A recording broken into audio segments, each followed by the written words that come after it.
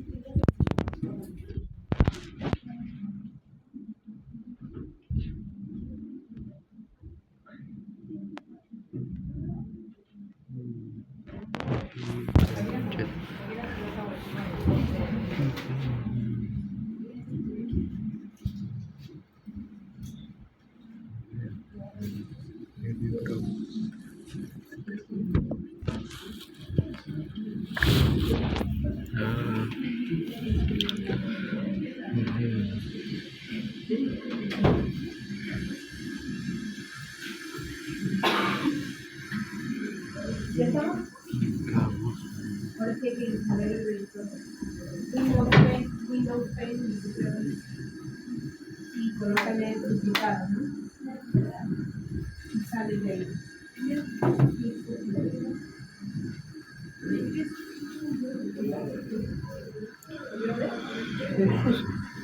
Chicos, atentos, por favor.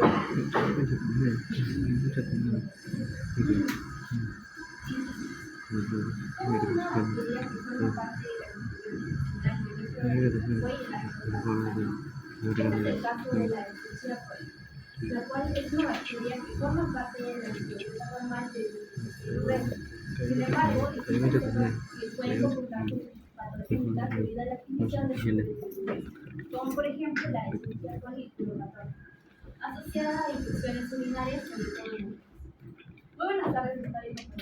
El día de hoy hablaremos sobre las características de la Escherichia coli, sus factores de virulencia, epidemiología, patogenia y abordaremos un caso clínico junto con pruebas de diagnóstico y diagnóstico diferencial.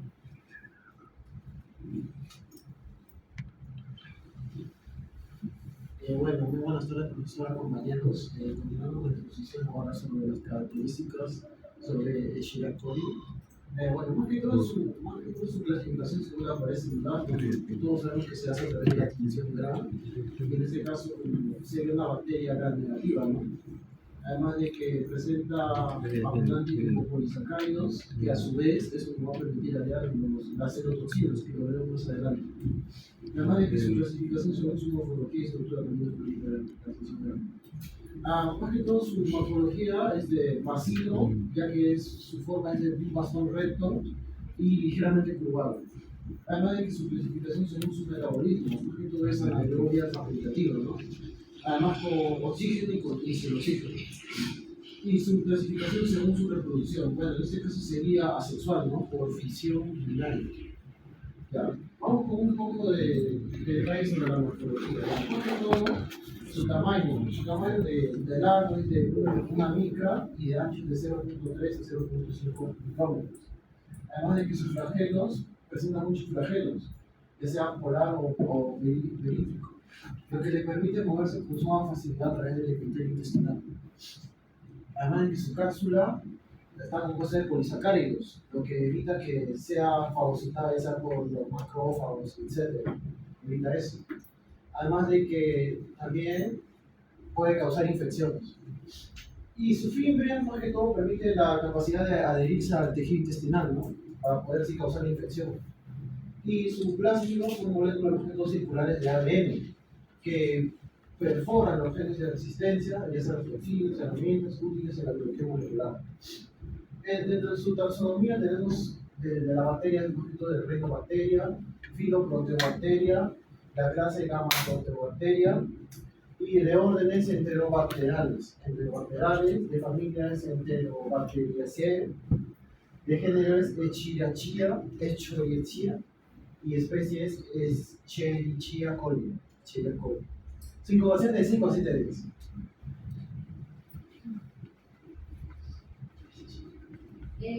Aparte de que en este caso usamos un artículo nacional y un artículo internacional, en la cual comentaremos con que el título es para las infecciones diarreicas no fatales causadas por Escherichia coli entre 9 países de niveles bajos y medianos.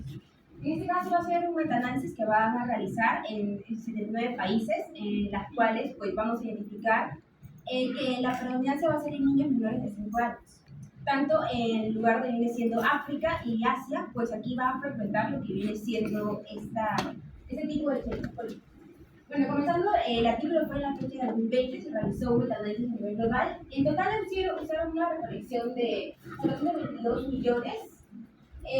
Fueron los niños que participaron en este metaanálisis, pero se identificó aproximadamente 4.4 millones de niños que fueron infectados por lo que viene siendo Escherichia coli entre los pequeños.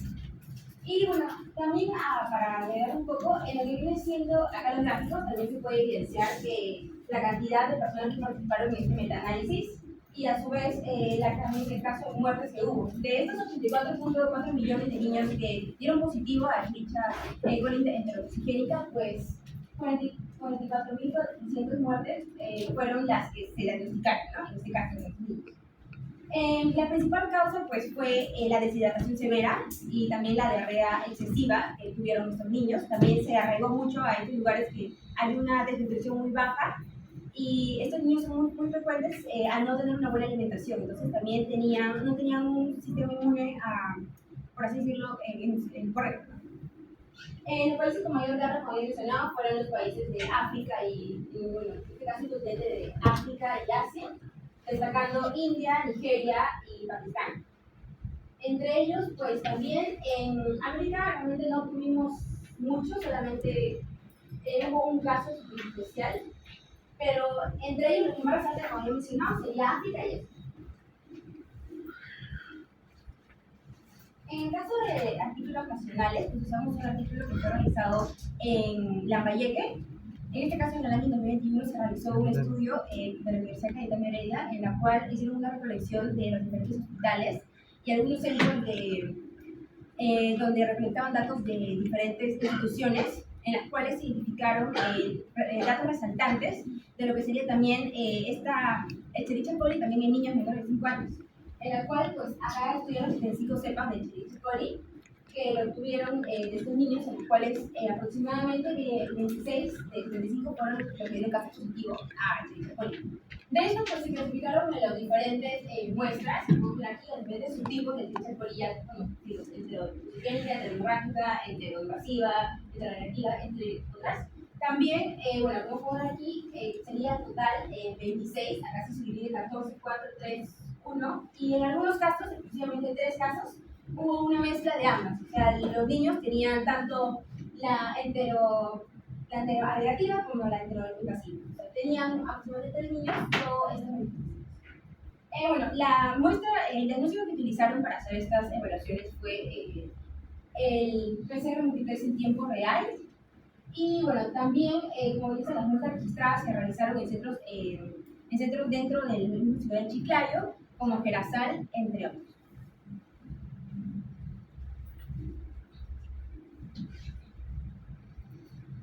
Bueno, a continuación vamos a hablar acerca de los factores de violencia.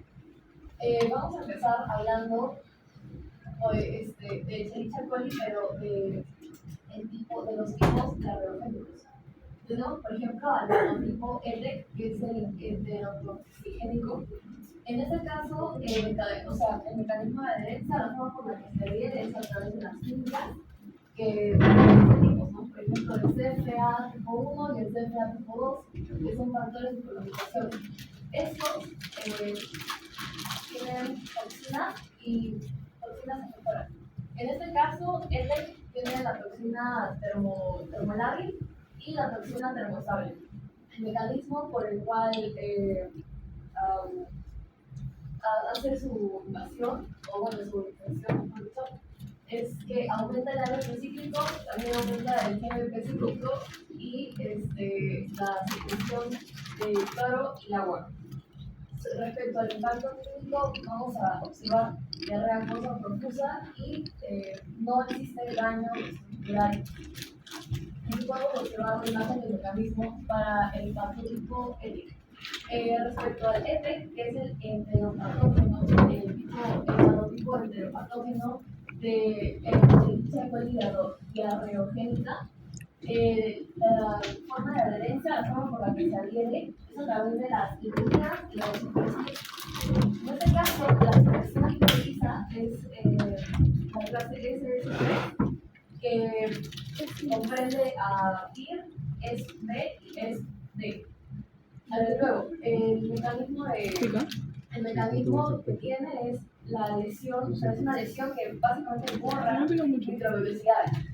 Y el impacto clínico en esto es que produce diarrea acuosa prevalente y no hay una invasión profunda. Ahora, en el caso de EE, o también conocido como STEC, la enterohemorrágica, Escherichia coli enterohemorrágica, la adherencia es a través de inquilinas y también lesiones aéreas. En este caso, este patotipo también produce borrado de microvellosidades, pero existe algo interesante que respecta a las toxinas, que es la toxina chica. En este caso, lo que produce el mecanismo es que inhibe la unidad 60S ribosomal y eso tiene consecuencias, la consecuencia es la muerte celular. Entonces, el impacto clínico es la colitis hemorrágica y el riesgo de SUR. Luego, respecto al patotipo de la Escherichia coli enteroinvasiva, la adherencia es a través de invasinas que comprende la IPA-A y la IPA-B. Luego por endocitosis forzada también se adhiere. En las toxinas comprende SS3, que está las IPA proteínas. Respecto al mecanismo, va a invadir las células y va a provocar daño epitelial. En el impacto clínico vamos a observar disentería que comprende moco y sangre, o sea, diarreas con moco y sangre. Y es similar a la shigella, pero no tiene la toxina de Shigella. Ya. Ahora, respecto a la Escherichia coli uropatógena, también existen patotipos. Vamos a observar, por ejemplo, vamos a observar, por ejemplo, que los factores de violencia, los voy a mencionar rápidamente. Está la anfibia tipo 1, la anfibia P, que más adelante vamos a verlo en el caso clínico que es importante. La alfa-hemolicina, las CNF, o sea, el factor necrosante citotóxico tipo 1, los sideróforos que comprenden las aerobactinas, las enterobactinas y las yersinia-bacterias. Y también está la cápsula polisacárida y los flagelos de motilidad. Bueno, más adelante vamos a mencionar por qué es importante el flagelo, ¿cierto? En el caso de Escherichia coli uropatógena. Respecto. Ya. En el caso de neumogenia, pues de manera resumida tenemos que viene siendo cómo va a atacar lo que viene siendo la Escherichia coli enterotoxigénica, comenzando por lo que viene siendo el ingreso al organismo a través de alimentos y agua, en este caso contaminadas. Bueno, esto va a ingresar al organismo y se va a colonizar a través de lo que viene siendo sus fibras y adhesivos. En este caso, cuando ya está dentro de lo que viene siendo el epitelio, en este caso va a liberar una respuesta gracias a sus toxinas, la termolábil y la termoestable. Tanto como viene siendo la activación del ARP cíclico y el GMP. En este caso, pues va GMP, pues en este caso las dos van a activar lo que viene siendo la característica más importante que sería la diarrea. acuosa que se puede visualizar también, en este caso por la liberación de cloro y agua y sodio, en este caso los electrolitos. Y esto es lo que más resalta en lo que viene siendo la patogenia de manera resumida. Inmunidad innata y adaptativa frente a lo que viene siendo la ETEC. Pues comenzamos con lo que viene siendo la inmunidad innata. Lo más clásico serían las barreras, en este caso la secreción del moco, que es la que va a ayudar a que, bueno, en este caso, la bacteria pueda salir de nuestro cuerpo, ¿no? Continuando con la participación de neutrófilos y en este caso los fagocitos son muy importantes, ya que estos van a fagocitar en este caso lo que vienen siendo las bacterias en su mayoría de actividades. Y bueno, la inflamación local inicial, que es una de las respuestas de lo que viene siendo también la acumulación de lo que son los leucocitos, cuando ven en este caso un agente extraño, lo que sería en este caso la bacteria. Y con inmunidad adaptativa, pues tenemos la activación de linfocitos B. En este caso, los linfocitos B van a ser muy importantes, ya que se van a convertir en células plasmáticas que van a liberar lo que viene siendo antígenos. Estos antígenos, sobre todo el antígeno inmunoglobulina A secretora, que va a ser de las más relevantes, ya que esta pues va a hacer que se va a unir a lo que viene siendo la bacteria y va a impedir que esta se adhiera a lo que viene siendo, en este caso, si hablamos de la uropatógena, sería la vejiga, y va a liberar. Se libera y en este caso se va a pasar por el rojo. Con respecto al caso clínico, tenemos el siguiente. Nos mencionan a una paciente de 57 años que tiene antecedentes de diabetes tipo 2 e hipertensión arterial.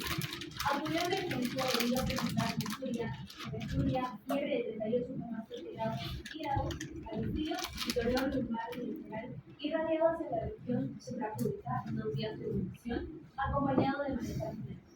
Bien, hacia el examen físico y clínico se evidenció la fiebre de 38,7 grados centígrados, insuria, uremia, taquicardia y una presión arterial elevada. También tenemos el malestar general, el dolor lumbar bilateral irradiado hacia la región suprapúbica y sensibilidad en las fosas nasales.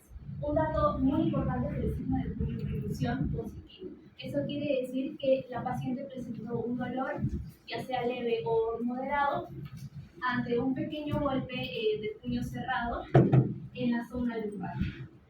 Los hallazgos del laboratorio. En el hemograma nos dio leucocitosis con predominio de neutrófilos. Esto marcando que hay una infección activa en el organismo de la paciente. Marcadores inflamatorios elevados como PCR y la procalcitonina. Hay un deterioro leve de la función renal y esto puede ser debido a la infección que está ocurriendo a nivel renal. En el uroanálisis se dio leucocituria, bacteria y linfocitos positivos. Eso es algo muy importante porque la E. coli va a convertir a los nitratos en linfocitos. Entonces, esto también nos va a ayudar a orientar más o menos el caso. Y en el urocultivo dio confirmatoria de infecciones por la E. coli uropatógena productora de BLT. En el diagnóstico, bueno, luego de poder diagnosticar a la paciente, recibió tratamiento con meropenem y amigdacil, mostrando una mejoría luego de días de tratamiento. Bueno, en el caso del diagnóstico vamos a empezar con el positivo. Lo primero que se hizo para la patógena es el EGO, que es el examen completo de orina. En este caso, lo principal es, como mencionó mi compañera, una presencia elevada de leucocitos, que nos va a indicar que va a haber una infección, en este caso, de tracto urinario, y va a ver cómo la respuesta inmune está frente a estas bacterias.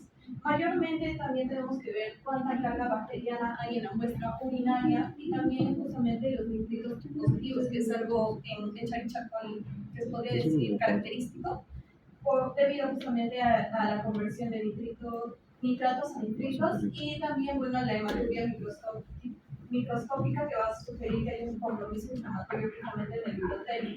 Mayormente eso se va a dar en una muestra de orina de chorro medio, pero mayormente es para ver el análisis químico, una tira reactiva. Pero también vamos a mencionar luego el urocultivo, que también es una prueba confirmatoria. En el caso se va a utilizar un cultivo en agar matonki, debido a que tenemos que ver que es un medio diferencial y selectivo, mayormente debido a las sales biliares y cristal violeta que van a inhibir el crecimiento de bacterias gram. Como sabemos, esta es una bacteria gram negativa.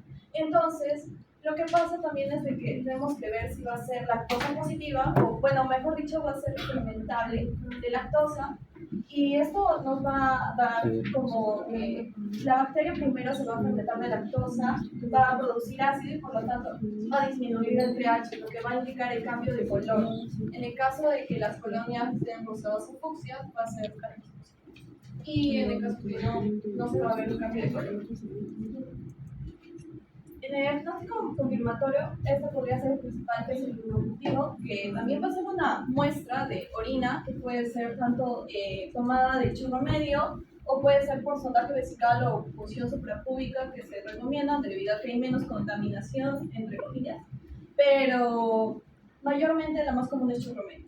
En este caso, lo primero que va a hacer recolectarse nuevamente en un recipiente estéril, se va a sembrar en una muestra de cultivo, se va a incubar a una temperatura de 35 a 37 grados centígrados, se va a dar el crecimiento de las colonias y lo más principal es que se va a ver una identificación de prueba de sensibilidad que podría ser el antibiograma, que nos va a terminar de ayudar para el tratamiento. También añadí un perfil bioquímico, debido a que este es principal para ayudarnos a diferenciar entre los diferentes tipos de enterobacteriales, porque a pesar de que el Escherichia coli ya presenta, como decir, todo este diagrama de flujo de diagnóstico, tenemos que ver que no se confundan por ejemplo, Salmonella o Conservatia, que son otras enterobacterias. Entonces, mayormente en este perfil, para resumir, Escherichia coli es indol rojo de metilo positivo y Boves Sauber y citratos negativos, o sea, positivo, positivo, negativo, negativo. Y bueno, por último, el antibiograma, en el cual justamente lo que queremos es ver la sensibilidad de resistencia bacteriana a los antibióticos. Mayormente se va a dar debido a que se va a inocular a través de agar, no del quinto, a través de un disco estéril. Se va a colocar en un disco impregnado de diferentes antibióticos para ver cuáles son resistentes, cuáles son sensibles. Y en este caso, en el caso clínico, nos dio que la paciente presenta sensibilidad al meropenem y a micacina, que son un carbapenémico y un aminoglucósido. Entonces, justamente por eso, ese tratamiento es el que les va a servir a la paciente. Aquí podemos ver cómo se ve un halo sensible que se va a ver como amplio en el caso de. Es como, para poner una ejemplificación, un amplio halo de inhibición, y en el caso que sea resistente va a estar completamente reducido. Un problema diagnóstico que el paciente primero fue la neurología renal, donde básicamente por eso se hizo como una prueba complementaria, ya que el paciente presentaba fiebre renal, una enfermedad renal, y igual también le presentaba fiebre bucal. Entonces se realizó esa prueba, y bueno, esta prueba que básicamente lo que evalúa es que si hay obstrucciones, si hay cambios de estatus renal. Y la paciente presentó una leve dilatación del sistema fibrotransicial izquierdo y no se observó accesos ni tampoco cálculos. La segunda prueba diagnóstica que se realizó es un cultivo, que básicamente lo que trata de buscar es una diseminación bacteriana en sangre, es decir, la ausencia de bacteria en sangre. Y bueno, eso se realizó teniendo una muestra de sangre en donde se puso en un frasco de cultivo y se visualizó lo que. Y bueno, en este caso resultó negativo.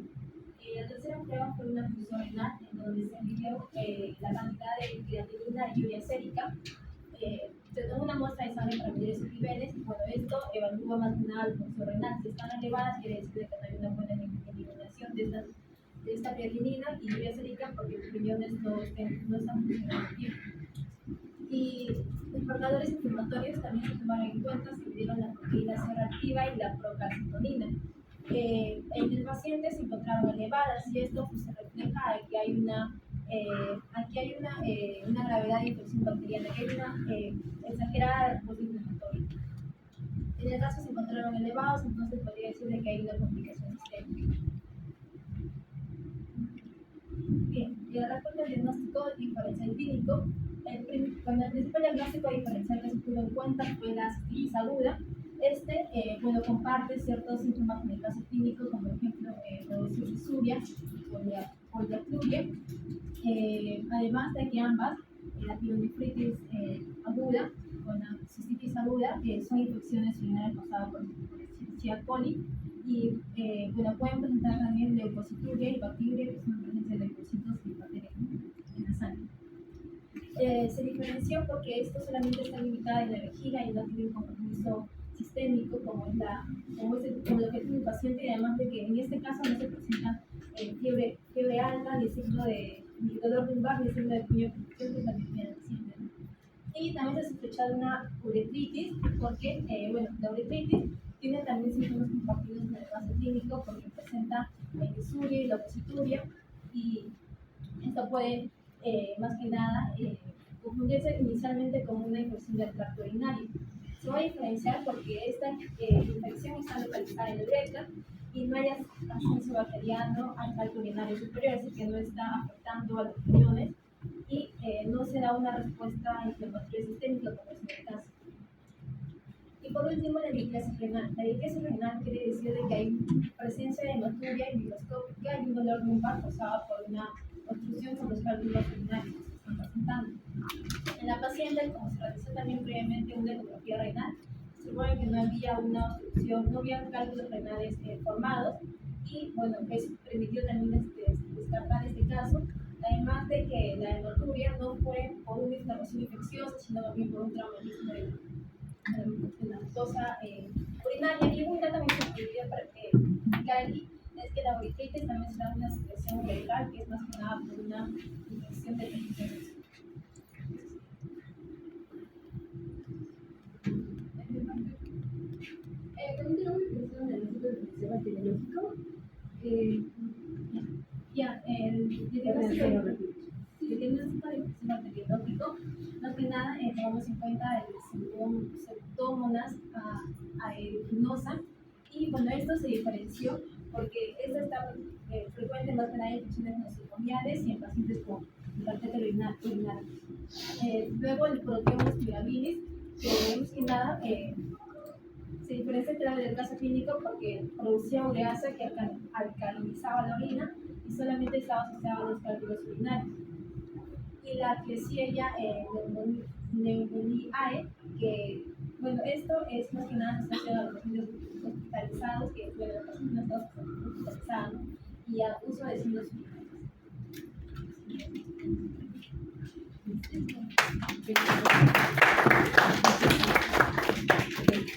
Quiero hacer un par de cosillas antes de hacer. Creo que en la parte que veo que hay un problemilla de interpretación a diagnóstico, por favor. Otras pruebas antes. Ahí está. El prescriptivo está muy bien. El examen completo de orina nos va a guiar, nos va a decir hay bacterias, no bacterias, nitritos, todo perfecto. Luego, ¿qué es lo que hay que hacer? Un cultivo en alarma complex.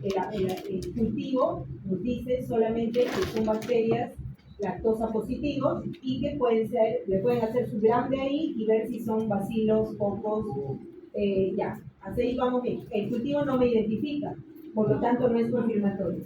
Ya. Entonces, ¿qué es lo que sí va a ser? Pasen a la siguiente diapositiva. Ahí, ¿qué es lo que sí va a ser confirmatorio? El perfil bioquímico. ¿Va? El perfil bioquímico. Para obtener eso, entonces, obviamente, el urocultivo es eso, aislar la bacteria, y lo que el cultivo, por lo tanto, no me confirma. ¿Qué es lo que me va a confirmar? El perfil bioquímico, eso es el confirmatorio. ¿Ok? Ya. Si pasan a lo siguiente, ustedes ahí también me han puesto que el antibiograma es un diagnóstico confirmatorio y el antibiograma no es para confirmar. ¿El antibiograma para qué es? Una vez que tú con las pruebas, con el urocultivo más pruebas bioquímicas, ya sabes qué bacteria es, hasta ahí ya es de cosa. ¿Para qué te sirve el antibiograma?